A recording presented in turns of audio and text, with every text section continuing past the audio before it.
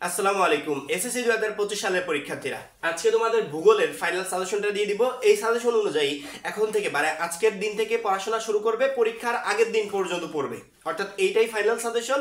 এই সাজেশন অনুযায়ী পড়ে গেলে তুমি পরীক্ষায় টোটালি প্রশ্ন কমন পাবে, তোমার এ প্লাসটা কনফার্ম থাকবে। আমাদের প্রত্যেকটা সাজেশনের টার্গেট ওই একটাই, পরীক্ষাতে এ প্লাসটা কনফার্ম করা।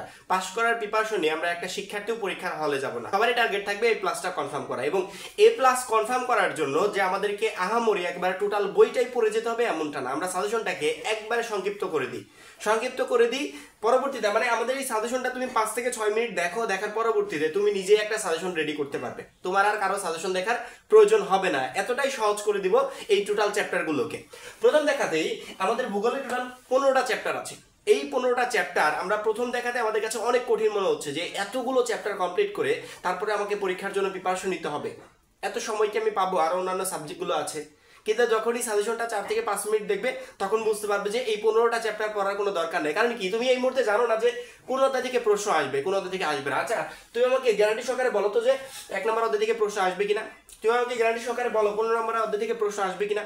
যদি তুমি অলরেডি বলতে পারো যে কোন অধ্যায় থেকে কয়টা প্রশ্ন আসবে বা কোন অধ্যায় থেকে প্রশ্ন আসবে না, তাহলে এই সাজেশনটা দেখা আপাতত আমার মনে হয় না যে তোমার দরকার আছে, তুমি সাজেশনটাকে স্কিপ করে চলে যাও। যারা জানো না তারা একটু জেনে নাও, এবং সাজেশনটাকে আমরা যে একেবারে সংক্ষিপ্ত আকারে করে দিচ্ছি, ছোট্ট করে এই সাজেশনটাকে গুছিয়ে দেবো যাতে অল্প সময়ে তুমি টোটাল চ্যাপ্টারগুলো কমপ্লিট করতে পারো এবং যেগুলো থেকে প্রশ্ন আসবে না ওইগুলোকে বাদ দিতে পারো। সেক্ষেত্রে ভূগোলে এ প্লাসটা কনফার্ম করা তোমার জন্য একেবারে সহজ হয়ে যাবে। তো বেশি কথা না বলে আমরা প্রথমত তোমাদের অধ্যায় ভিত্তিক সাজেশনটা দিয়ে দিই যে কোন অধ্যায় থেকে কয়টা প্রশ্ন আসবে বা কোন অধ্যায় থেকে প্রশ্ন আসবে না, কোনগুলো 2025 এর জন্য সব থেকে গুরুত্বপূর্ণ।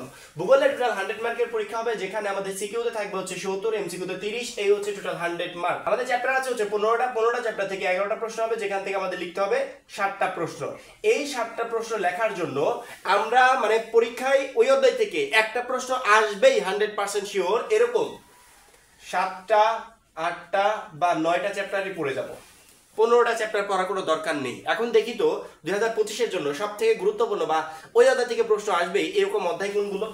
প্রথমত 1 নম্বর অধ্যায় ভূগোল ও পরিবেশ, 2 নম্বর মহাবিশ্ব ও আমাদের পৃথিবী। ঠিক আছে, এই দুইটা অধ্যায় মিলে তুমি এক সেট প্রশ্ন পরীক্ষায় কমন পাবে, দুইটা অধ্যায় মিলে। ঠিক আছে, যদি কোনো শিক্ষার্থী 1 নম্বর অধ্যায়টা পড়ে সে যেন 2 নম্বর অধ্যায়টা পড়ে, যদি এই পার্টটা পড়ে তাহলে এই দুইটা অধ্যায় পড়লে এক সেট প্রশ্ন তোমার কমন আসবে। 3 নম্বর মানচিত্র গঠন ও আমাদের ব্যবহার, এখান থেকে তোমার একটা প্রশ্ন আসবে। 4 নম্বর পৃথিবীর অভ্যন্তরীণ ও বাহ্যিক ব্যাপার, এখান থেকে প্রশ্ন আসবে একটা। 5 নম্বর অধ্যায় বায়ুমণ্ডল ও বায়ুমণ্ডল, এই দুইটা অধ্যায় থেকে প্রশ্ন আসবে একটা। ঠিক আছে, জনসংখ্যা মানব বসতি, এই দুইটা অধ্যায় থেকে প্রশ্ন আসবে একটা। তারপরে 9 নাম্বার সম্পদ ও অর্থনৈতিক কার্যাবলী, এখান থেকে প্রশ্ন আসবে একটা।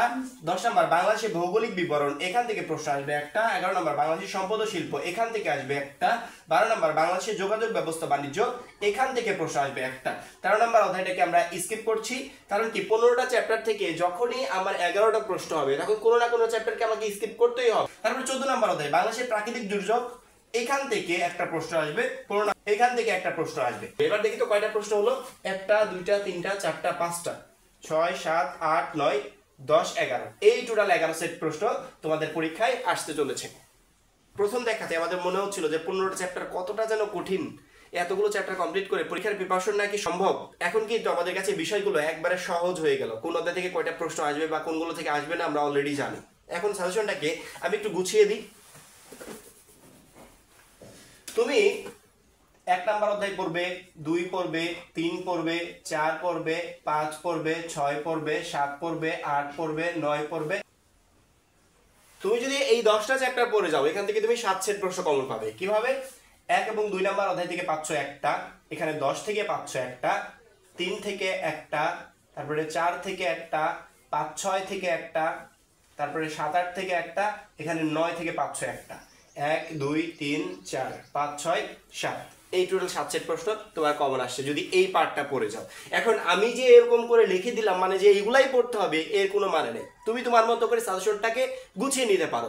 তুমি এই যে দুইটা অধ্যায় মিলে একটা প্রশ্ন আসবে এরকম পার্টগুলোকে তুমি বাদও দিতে পারো, তুমি শুধুমাত্র এগুলো পড়তে পারো। যেমন ধরো খেয়াল করে দেখো 14 নম্বর অধ্যায় থেকে প্রশ্ন আসবে একটা, 15 থেকে আসবে একটা, এরকম একটা একটা করে প্রশ্ন আসবে, এই অধ্যায়গুলোকে নিতে পারো। 1টা 2টা 3টা 4টা 5টা 6টা এই 7টা, এরকম অধ্যায়গুলো নিতে পারো। যেমন আমি ধরো একটু গুছিয়ে দিই তোমাদেরকে, 3 নাম্বার অধ্যায়টা তুমি পড়তে পারো, 4 নাম্বার পড়তে পারো, পরবর্তীতে আমাদের একটা করে প্রশ্ন আসবে। এই দেখো 9 নাম্বার অধ্যায় থেকে শুরু একবারে 12 নাম্বার অধ্যায় পর্যন্ত। ঠিক আছে, 9, 10, 11, 12। ঠিক আছে, 13 নাম্বার অধ্যায়টা আমরা স্কিপ করছি, পরবর্তীতে তুমি 14 নাম্বার অধ্যায়টা নিতে পারো।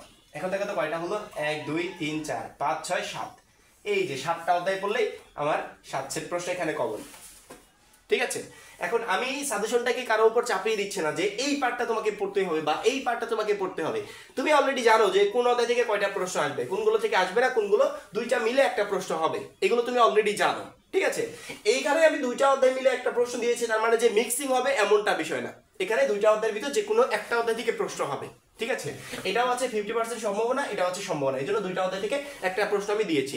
তুমি যদি 1 নাম্বার অধ্যায় পড়ো তাহলে আমার সাজেশন থাকবে তুমি 2 নাম্বার অধ্যায়টা পড়বে। তুমি যদি 5 পড়ো আমার সাজেশন থাকবে তুমি 6টাও পড়বে। তুমি 7 পড়লে সাজেশন থাকবে তুমি 8টাও পড়বে। এগুলো তুমি পড়তেই পারো। ঠিক আছে, 8টা প্রশ্ন কমন পাওয়া যাবে। এরকম করে সাজেশনটাকে নিজের মতো রেডি করে নাও। অলরেডি তুমি যেই চ্যাপ্টারগুলোকে কমপ্লিট করে ফেলেছো সেগুলো আমার কথায় বাদ দেওয়ার কোনো প্রয়োজন নাই। সেই চ্যাপ্টারগুলোকে সাথে নিয়ে তুমি নিজের মতো আরেকটা পার্ট তৈরি করে নাও, কারণ তুমি জানো এখন কোন অধ্যায় থেকে কয়টা প্রশ্ন আসবে, কোন জায়গা থেকে একটা আসবে, কোন জায়গা থেকে আসবে না, তুমি অলরেডি জানো। এখন তুমি তোমার মতো করে সাজেশনটাকে গুছিয়ে নাও সুন্দর করে। আমি যেমন 2টা পার্ট গুছিয়ে দিলাম, এখন তুমি নিজের মতো করে একটা পার্ট গুছিয়ে নাও যে তুমি আসলে কোন চ্যাপ্টারগুলো কমপ্লিট করে ফেলেছো। কারণ এই সাজেশনটা সকল বোর্ডের শিক্ষার্থীদের জন্য। সেক্ষেত্রে তুমি যে অধ্যায়টা কমপ্লিট করে ফেলেছো, আরেকটা বোর্ডের শিক্ষার্থী সেই অধ্যায়টা কমপ্লিট করে নাই, বা আরেকটা বোর্ডের শিক্ষার্থীরা যেটা কমপ্লিট করেছে তুমি সেটা কমপ্লিট করো নাই। এই জন্য সাজেশনটাকে নিজের মতো গুছিয়ে নেবে। আর যদি মনে হয় যে না গুছাবো না, ভাইয়া যেভাবে বলেছি সেভাবে আমি রেডি করবো, তাহলে এই পার্টটা পড়তে পারো বা এই পার্টটা পড়তে পারো, বা নিজের মতো একটা পার্ট তুমি তৈরি করে নিতে পারো। এই হচ্ছে তোমাদের টোটাল সৃজনশীলের সাজেশন। আমার মনে হয় বিষয়টা এখন সবার কাছে একটু সহজ মনে হবে।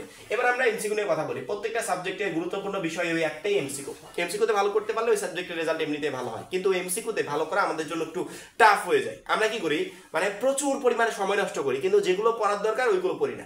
এমসিকিউ একজন 5000 এমসিকিউ দিয়ে বলছে যে এখান থেকে তুমি ঠিকই 25টা কমন পেয়ে যাবে।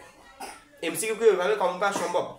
আমার জানা মতো এইভাবে কমন পাওয়া সম্ভব না। এমসিকিউ তুমি যদি টোটালি এমসিকিউ 30টার ভিতর 30টাই কমন পেতে চাও, তাহলে তোমার সাজেশন ওই একটাই, মূল বইটা পড়তে হবে।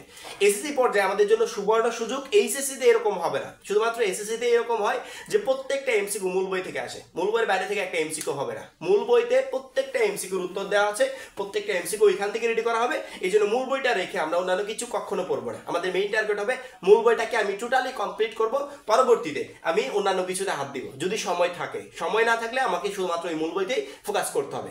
তুমি মূল বইয়ের প্রত্যেকটা চ্যাপ্টার প্রথম থেকে শেষ পর্যন্ত সুন্দর করে রিডিং করবে। রিডিং করার সময় ইম্পর্টেন্ট লাইনগুলো আন্ডারলাইন করবে। আন্ডারলাইন করার পরবর্তীতে ওই আন্ডারলাইন করা লাইনগুলোই পরীক্ষার আগের দিন রাত পর্যন্ত রিভাইজ দিতে থাকবে। 40 বার 50 বার যেই কয়বার পারো রিভাইজ দিতে থাকবে। ঠিক আছে, কমপ্লিট হয়ে গেছে তাতে কোনো সমস্যা নেই, চর্চায় রাখবে, রিভাইজ দিতে থাকবে।